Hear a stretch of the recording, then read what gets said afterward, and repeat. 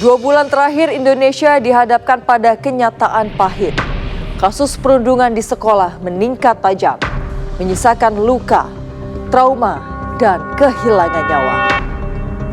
Perundungan yang tidak terdeteksi, tidak dilaporkan, dan tidak tertangani berkembang menjadi kekerasan yang jauh lebih besar.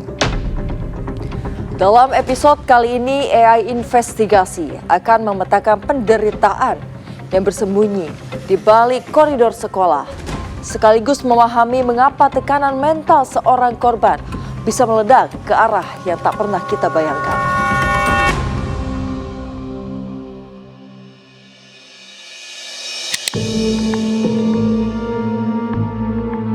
Dalam 2 bulan terakhir, peta Indonesia menunjukkan lonjakan kasus perundungan di sekolah. Jawa Timur, Jawa Barat, dan Jawa Tengah menjadi zona merah dengan jumlah laporan tertinggi. Bullying terjadi di SD, SMP, hingga SMA. Di madrasah dan pesantren, laporan kekerasan verbal, fisik, dan sosial juga meningkat tajam. Di Medan, seorang siswa SMP mengalami perundungan fisik berulang. Dari ejekan, tamparan, hingga pemukulan. Korban mengalami luka dalam yang berujung fatal. Di Bekasi, perundungan verbal dan cyberbullying meningkat menjadi kekerasan fisik. Korban jatuh, mengalami cedera kepala, dan meninggal setelah dirawat intensif. Di Subang, tradisi senioritas berubah menjadi kekerasan. Korban dipaksa mengikuti ritual fisik dan dipukul dengan benda tumpul ketika menolak. Di Lamongan, kelompok pelajar mengepung korban di area parkir sekolah. Pemukulan berulang menyebabkan luka serius yang tidak tertolong. Di Tangerang Selatan, korban mengalami perundungan sejak awal tahun ajaran. Fisik, verbal, dan pemaksaan. Luka parah membuat korban meninggal 2 minggu setelah dirawat.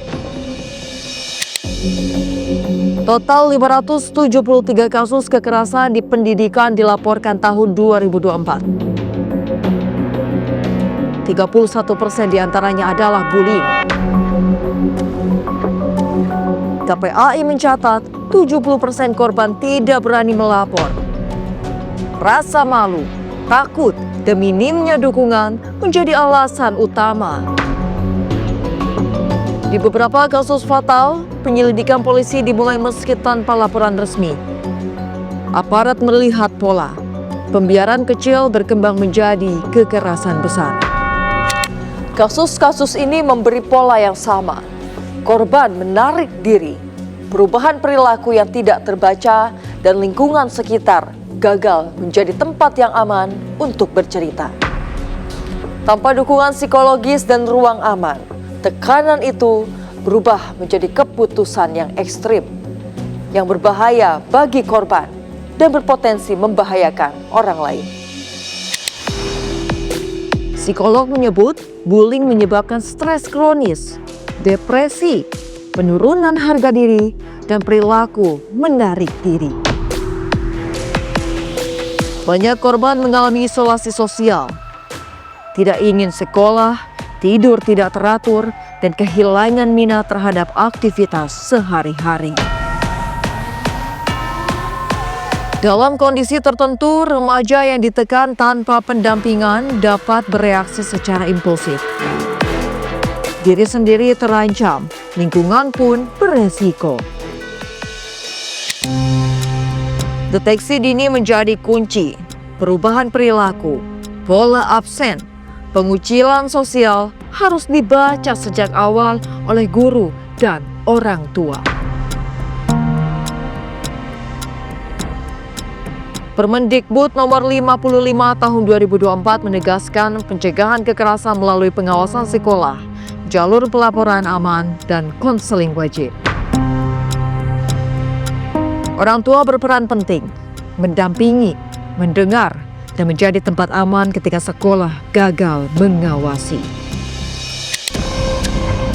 Ledakan di SMAN 72 Kelapa Gading mengejutkan banyak orang. Siswa kelas 12 menjadi terduga pelaku anak bermasalah dengan hukum. Penyelidikan mengungkap latar belakang perundungan yang dialaminya. Pelaku dikenal pendiam dan sering menyendiri. Tidak pernah ada laporan perundungan. Diamnya korban justru memperdalam tekanan mental. Kasus ini menjadi peringatan. Ketika bullying dibiarkan, bukan hanya korban yang terancam, tapi orang-orang di sekitarnya. Ledakan di SMAN 72 seharusnya menjadi alarm paling keras untuk kita semua.